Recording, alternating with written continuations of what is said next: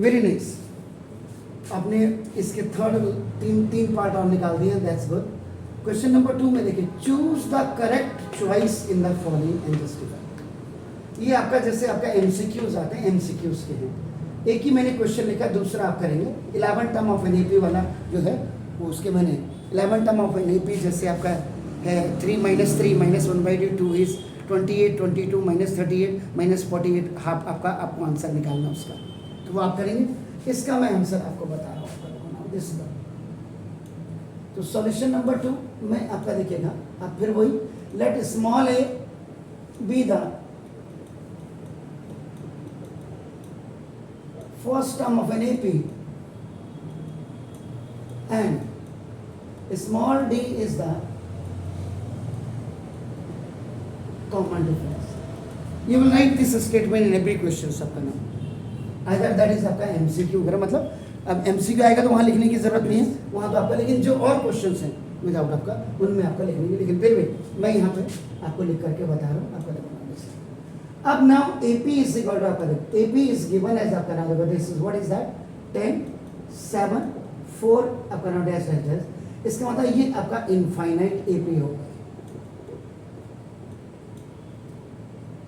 अगर दो बच्चे आपके 100 मार्क्स ला रहे हैं तो मैं उसमें ये भी देखूंगा, एक बच्चे ने किया उसने ये नहीं लिखा और एक ने निकाली, तो मैं देखूंगा कि कौन बच्चा इसमें इंटेलिजेंट है, तो ये आपका इंटेलिजेंट माना जाएगा। इसके बाद जो general format of an AP है आपका नाम, दैट इज आपका देखो फर्स्ट टर्म, आपका second term and third term आपने किया, जितने टर्म ऊपर लिखे वो आप कर देंगे। इसका मतलब first term is equal to 10, second term is equal to 7 and third term is equal to आपका नाम दे दीजिएगा 4,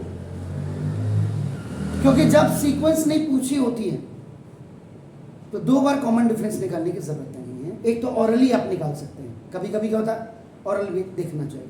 तो ना the first we have to find out common difference. इसको बिल्कुल भी आप बिल्कुल इसको common difference is equal to second term minus first term करिए, या और आप कर देंगे a3 - a2, यानी कि आपका ये इनमें से कोई भी आप एक लिखिए, लेकिन लिखना जरूर है। तो d is equal to 7 second term minus first term आपका देखो, तो d इज इक्वल टू जो common difference you are getting this minus 3। ये गांठ बांध लीजिएगा कि for generating any sort of term, कोई भी आपको 1000 term, lakhs term, 99 term, 50 term जो भी निकालना होगा, उसके लिए फर्स्ट टर्म और कॉमन डिफरेंस की जरूरत होती है। It means if you have the first term in the common difference then there is nothing a problem, there is no problem, my mean is. तो ना देखो बस अब हो गया सर। अब आपको क्या बोला 30 टर्म, तो ना देखो यहाँ पे 2 चीजें। अब यहाँ आपका देखो ना, आप 2 चीजें कर सकते हैं। एक तो आपका नाम देखो बाय फॉर्मूला आपका, अगर आप जो फॉर्मूले से आप जा रहे हैं तो फॉर्मूला आपने अप्लाई किया एन आपने लिखा देखो आपका नाम A N is equal to A plus N minus 1 into D. इसका मतलब एन इज इक्वल टू आपका 30 कह रहा है, क्योंकि 30 टर्म पूछ रहा है, एन इज इक्वल टू 30। तो इसका मतलब ए एन का ए एन की जगह में 30, फर्स्ट टर्म आपका कितना सर 10 प्लस आपका ये कितना 30 माइनस 1 इंटू डी आपका कितना sir minus. Am I right, sir? Yes, sir. ना देखो तो A30 इज इक्वल टू आपका 10 प्लस माइनस का माइनस, ये 3 आगे आ गया देखो, प्लस माइनस का माइनस, एंड दिस इज आपका नाम देखो this is 29। A30 is equal to 10 minus 9 3 9 जा 27 2 3 2 जा 6 and 87। So now A30 is equal to minus 77। तो नाम देखो कौन सा वाला थर्ड ऑप्शन, तो C जो आपका देखो नाम थर्ड ऑप्शन आपका नाम C is equal to minus 77 is correct. Clear हो गया सर?